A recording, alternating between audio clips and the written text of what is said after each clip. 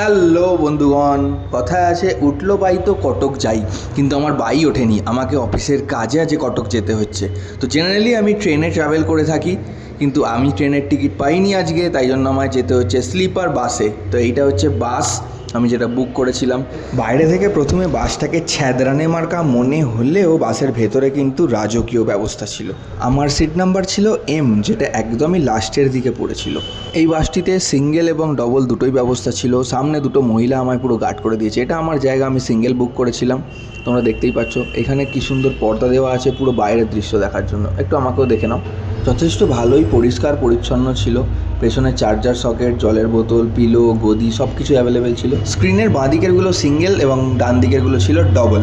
তো বাস অলরেডি ছাড়লো। যারা হাওড়ায় থাকো তাদেরকে এই জায়গাটা আর দ্বিতীয়বার করে চেনানোর কোনো দরকার নেই, তোমরা সবাই জানো এটা সেকেন্ড ব্রিজ।